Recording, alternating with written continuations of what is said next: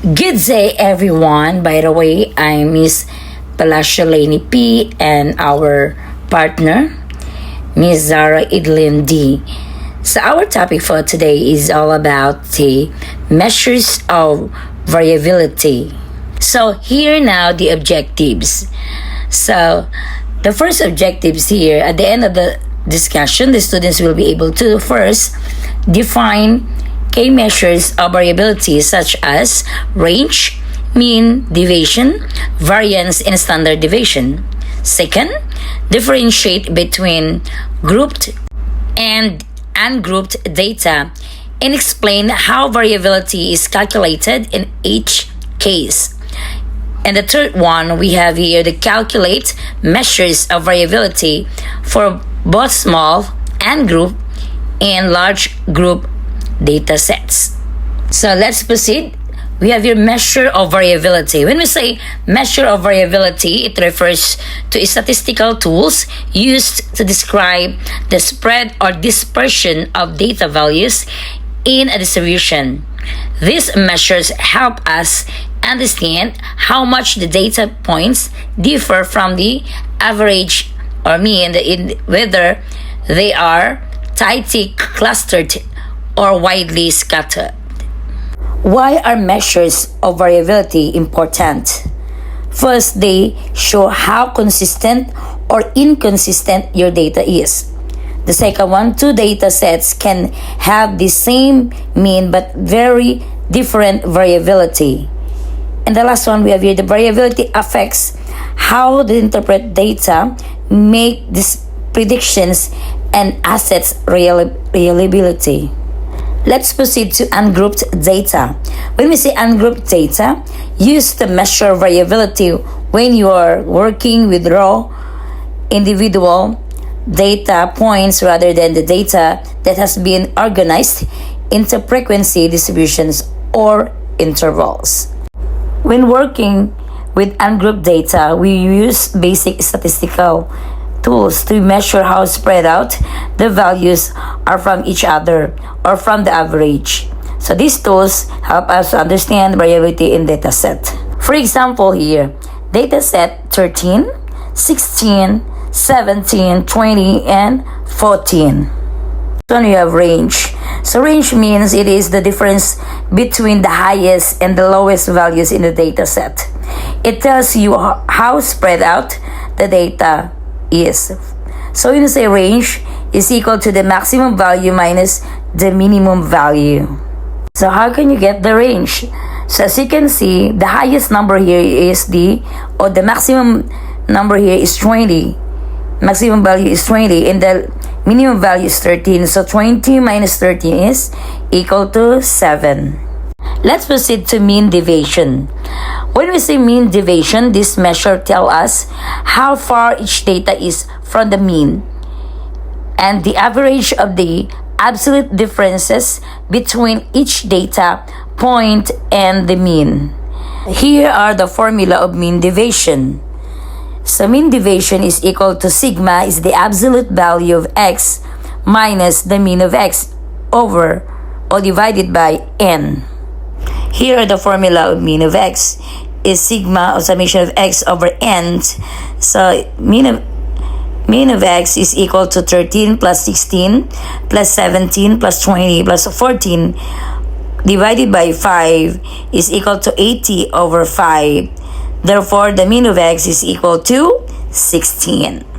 So let's proceed here. The x minus mean of x is equal to 13 minus 16 is equal to negative 3. So the negative 3 now, we have here the absolute value of negative 3 is equal to 3. Next, we have 16 minus 16 is equal to 0. The absolute value of 0 is equal to 0. Then 17 minus 16 is equal to 1. The absolute value of 1 is equal to 1. Then 20 minus 16 is equal to 4. The absolute value of 4 is equal to 4. Then 14 minus 16, the answer is negative 2. The absolute value of negative 2 is equal to 2. So here are the mean deviation. Again, the mean deviation formula is equal to sigma, the absolute value of x minus mean of x over n, or divided by n is 3 plus 0 plus 1 plus 4. plus 2 is equal to 5. Now, we add all of this. We have here the 10 over 5. So therefore, the mean deviation is equal to 2. Now, let's proceed to variance. Variance means it measures how far a set of numbers is spread out from the mean. It measures the average squared deviation from the mean. In simple terms, it shows how much the numbers differ from the average and an average, but using squared values to avoid negatives. So here are the formula of the population variance and sample variance. When you say population variance is equal to sigma times x minus the population mean squared over the number of the values in the population. So when we say sample variance or sample size is equal to sigma times x minus sample mean squared over the number of the values in the sample minus 1. Now here the example data set is 13, 16, 17, 20, and 14. As you can see, we have here the sigma times x minus sample mean squared. So we have here 13 minus 16 is equal to negative 3 squared. So the answer is equal to 9. Then 16 minus 16 is 0. Squared is the answer is 0. 17 minus 16 is 1 squared. The answer is 1. 20 minus 16 is equal to 4 squared. The answer is 16. Then 14 minus 16 is negative 2 raised to 2. So the answer is 4. So the sigma times x minus sample mean squared is equal to 9 plus 0 plus 1 plus 16 plus 4. So the answer is equal to 30. So here the example again for population variance. So we have here 30 over 5. So the answer is 6. And the sample variance here we have 30 over 5 minus 1. The answer is 7.5. So let's proceed to standard deviation. When we say standard deviation, it measures the spread around the mean, making it the most reliable measure of variability and the square root of the variance. So standard deviation shows how much the data varies from the mean. On average, it's the most widely used tool to measure data spread and easy to understand because it uses the same unit as the data. So here the formula of the population and sample size. So we have here the square root of 6 is 2.45 and the sample variance here we have square root of 75 is 2.74. Good afternoon everyone. My name is Edlin Zara and I am here to present the second part of our report, the measures of variability. The first one, which is the ungrouped data, was already discussed by my partner, Ms. Laini Palacio. So therefore, I am here to present the group data. When we say group data, it is used when raw data has been organized into classes or intervals, typically to simplify analysis, especially for large data set. So therefore, if the data is large and hard to interpret, we will be using group data. So in this slide, we have here a classes and the frequency. For the classes, I based on the grades of my students. For those who got the 76 to 80, the frequency is 8, 81 to 85, 7, 86 to 90 is 8, 91 to 95, 5, and 96 to 100 is 2. Getting the range of group data is the same as the ungrouped data. The difference between the maximum and the minimum values. But we need to consider the class boundaries. For the maximum value, add 0.5. And for the minimum value, subtract 0.5. In this given data set, the highest number is 100. So, if we add 0.5, the upper class boundary will be 100.5. And the lowest value is 76. If we subtract 0.5, it will become 75.5. So therefore, range is equal to 100.5 minus 75.5 is 25. For the mean deviation of our group data, we will add some columns. So we will be adding 1, 2, 3, 4, 5 more columns before we get the mean deviation. So, but first, let us have the midpoint. To calculate the values of the midpoint, we'll take the mean of every class limit in an interval by adding each upper limit and lower limit divided by 2.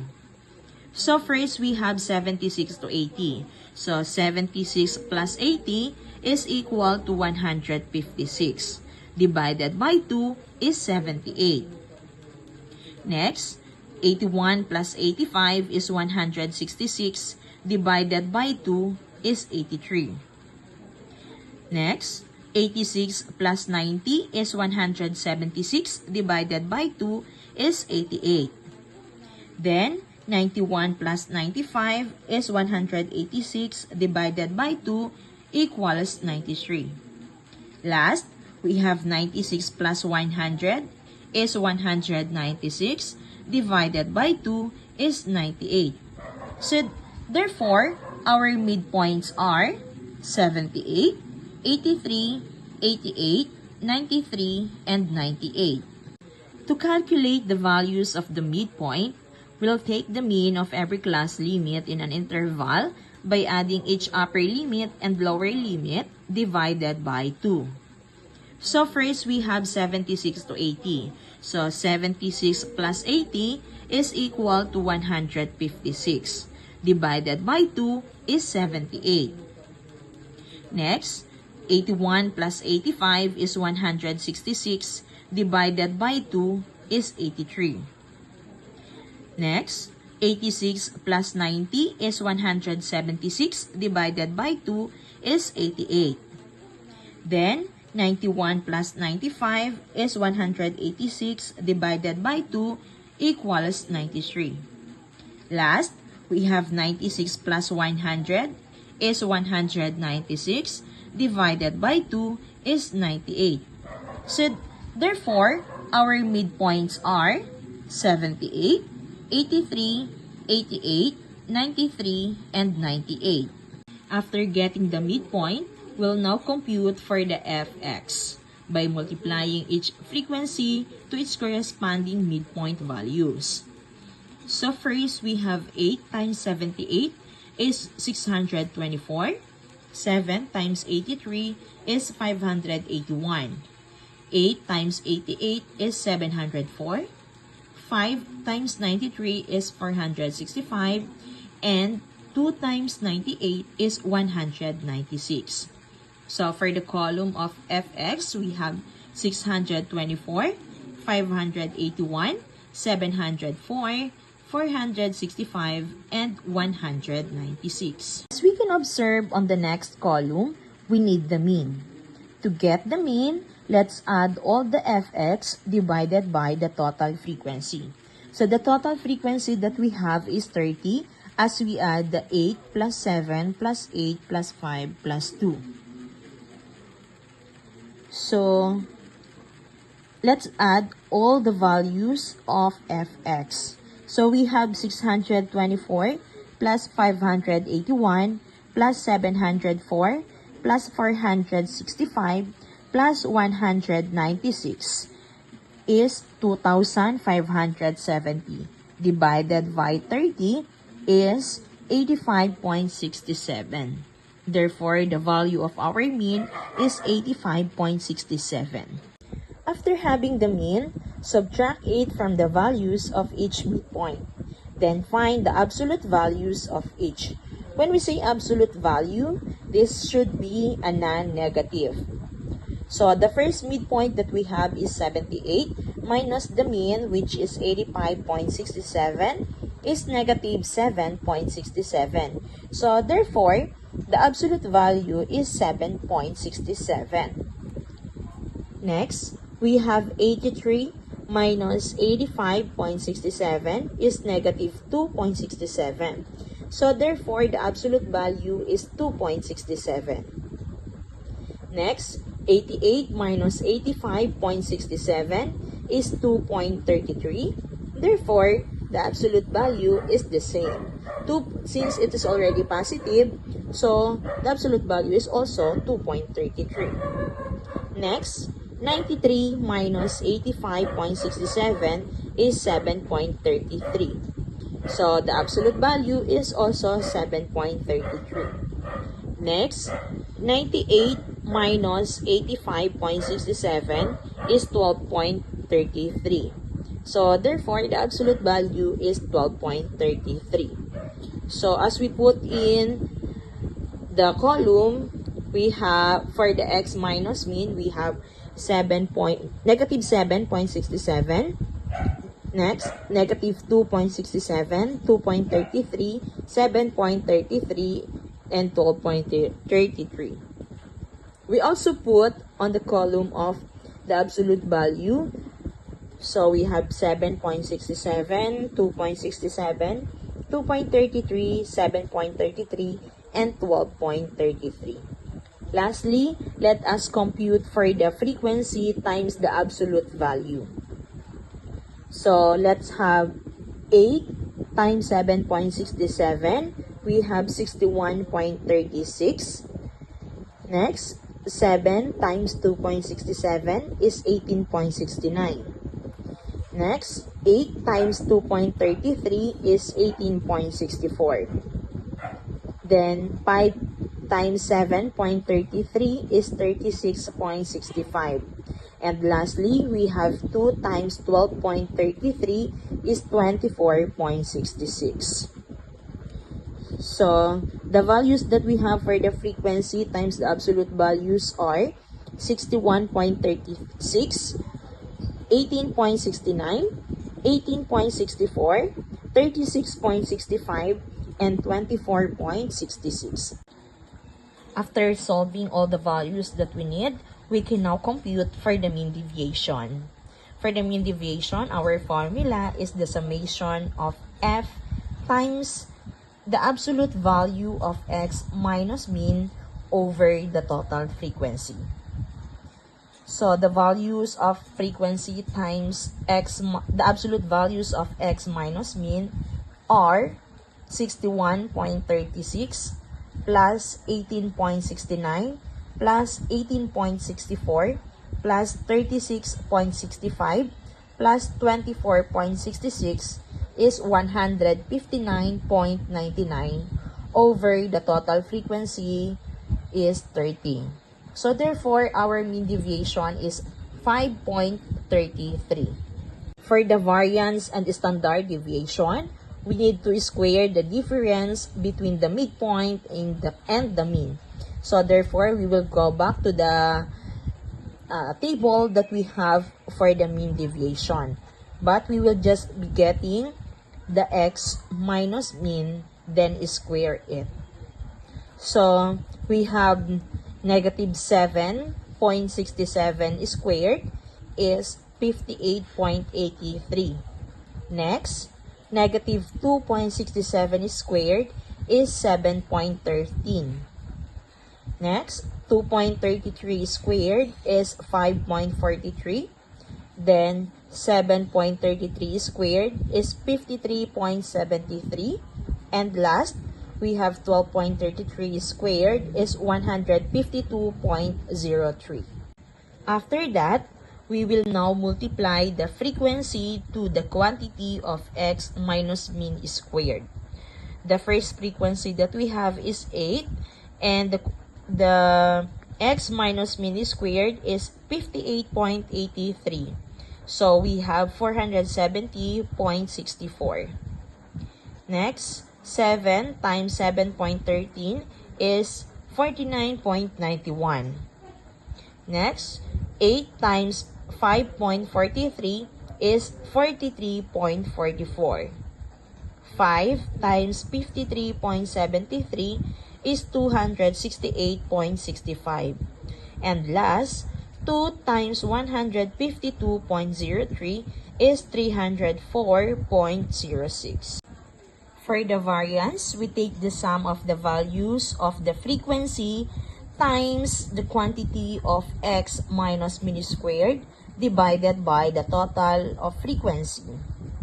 So, for the population, we will be using the formula of variance is equal to the summation of the frequency times x minus mean squared over n. So, for that, we have 470.64 plus 49.91 plus 43.44 plus 268.65 plus 304.06, which will give us 1,136.7 divided by 30. So our variance for the population is 37.89. And as for the sample size, our variance is equal to the summation of the frequency times the quantity of x minus mean squared over n minus 1. So, for the frequency times the quantity of x minus mean squared, we have 470.64 plus 49.91 plus 43.44 plus 268.65 plus 304.06 divided by 30 minus 1 is equal to 39.2. And as for the standard deviation, let's just get the square root of the variance. For the population, our variance is 37.89. So let's get the square root of it. So it will give us 6.16. And for the sample size, our variance is 39.2. Let's get the square root of this. It is 6.26. So that is for our standard deviation. For the summary that we have, we just get all the formula that we had for ungroup data and group data. And as for the assessment, it is on the Google Classroom. Thank you po.